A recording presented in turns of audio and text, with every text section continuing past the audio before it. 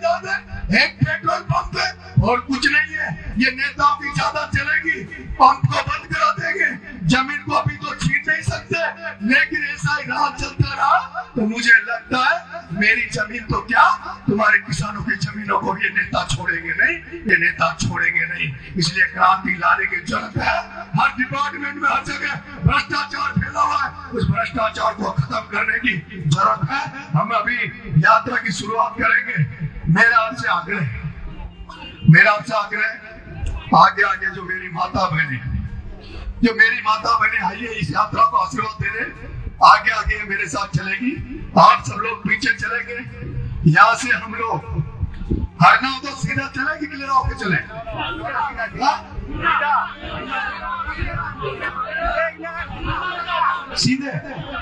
सीधा चलेगी, क्लियर होकर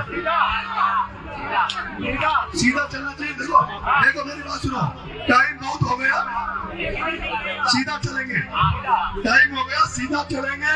और दूसरा मेरी बात सुनो, इन गाड़ियों में ड्राइव के अलावा 4 व्हीलर गाड़ियों में ड्राइव कराना आदमी दिख गए तो मैं उन गाड़ियों को वापस भेज दूं और मेरे साथ ही चलेगी। सबसे आगे माताएं बने चलेंगी, सीधा चलेंगे सीधा। नरेश मीणा ने कहा कि अगर नेताओं की ज्यादा चलेगी तो बस मेरा पेट्रोल पंप बंद करा देंगे, मगर मेरी जमीन तो नहीं छीन सकते। लेकिन ये सिस्टम ऐसे ही चलता रहा तो एक दिन किसानों की जमीन भी छीन जाएगी। कैसे हो रही यात्रा? 8 दिन की पदयात्रा, 150 किलोमीटर का सफर और 300 से ज्यादा कार्यकर्ता उनके साथ। वे जहां से गुजरते हैं लोग उनका स्वागत करते हैं, नारे लगाते हैं, किसान मजदूर एकता जिंदाबाद, भ्रष्टाचार मिटाओ, नरेश मीणा को जिताओ। अब थोड़ा सा फ्लैशबैक में चलते हैं। नवंबर 2024 में नरेश मीणा देवली उनियारा में पोलिंग बूथ पर एसडीएम को थप्पड़ मारने के मामले में चर्चा में आए। इस घटना ने पूरे राजस्थान में बवाल मचा दिया। उसके बाद नरेश मीणा को 8 महीने जेल में रहना पड़ा। 14 जुलाई 2025 को रिहा होने के बाद ये उनकी पहली बड़ी राजनीतिक गतिविधि है। इधर पूर्व मंत्री राजेंद्र गुड़ा भी उनके समर्थन में आ गए हैं।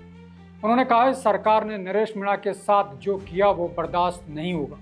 अब कोई युवा नेता सरकार के खिलाफ बोलेगा तो उसे जेल में नहीं डाला जा सके। राजेंद्र गुड़ा ने समरावता हिंसा की भी चर्चा की और कहा कि आज अगर गांव में आक्रोश है तो उसकी वजह अत्याचार और सरकारी लापरवाही है। अगर सरकार नहीं सुधरी तो जनता खुद जवाब देगी। उन्होंने कहा है कि राजनीतिक इतिहास में जानिए पूर्व मुख्यमंत्री अशोक गहलोत का हाड़ौती दौरा।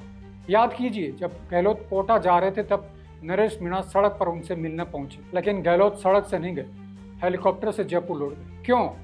क्योंकि जनता के बीच जाकर सवालों का सामना करना शायद मुश्किल था। इधर जनता क्या कहती है? हमने कुछ लोगों से बातचीत की। कई लोग कहते हैं कि कम से कम कोई तो है जो सिस्टम के खिलाफ बोल रहा है। हमें लगता है कि नरेश मीणा जैसे नेता की आज जरूरत है।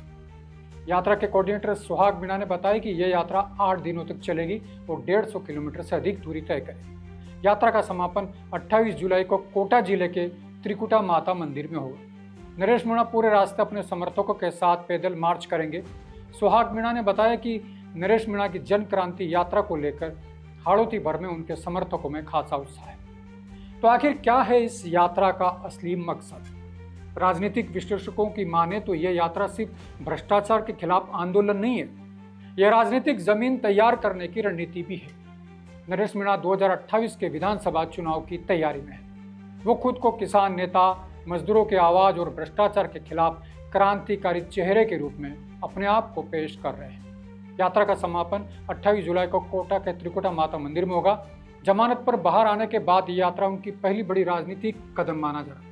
जेल से बाहर आने के बाद उन्होंने लगातार अपने समर्थकों से मुलाकातें शुरू कर दी थी और अब इस यात्रा के जरिए वह राजनीतिक वापसी का संदेश देना चाहते हैं। राजनीतिक विश्लेषकों की माने तो यह यात्रा न केवल नरेश मीणा की वापसी की कोशिश है, बल्कि इससे हाड़ौती क्षेत्र में राजनीतिक संतुलन पर भी असर पड़ सकता है। उनकी यह यात्रा आने वाले विधानसभा चुनावों से पहले क्षेत्रीय मतदाताओं के रुख को प्रभावित कर सकती है। नरेश मीणा की यह पदयात्रा एक और उनकी राजनीतिक सक्रियता की घोषणा है, वहीं दूसरी ओर यह उनके समर्थकों के बीच मजबूत जनाधार बनाने की रणनीति भी प्रतीत होती है। आने वाले दिनों में इस यात्रा की प्रतिक्रिया और समर्थन तय करेगा कि हाड़ौती की राजनीति में यह पहल कितनी असरदार साबित होती है। सवाल बड़ा है, क्या नरेश मीणा की यह पदयात्रा वाकई हाड़ौती की राजनीति में बदलाव लाएगी? क्या वो किसानों और मजदूरों की असली आवाज बन पाएंगे, या फिर ये भी एक राजनीतिक नाटक बनकर रह जाएगा? ये तो आने वाला वक्त ही बताएगा। इसको लेकर आपको क्या लगता है? कमेंट बॉक्स में अपनी राय जरूर बताइए। अगर यह विश्लेषण आपको अच्छा लगा तो इसे शेयर करें और चैनल को सब्सक्राइब भी करें। फिलहाल मुझे दीजिए इजाजत और आप देखते रहिए भारत रफ्तार। जय हिंद।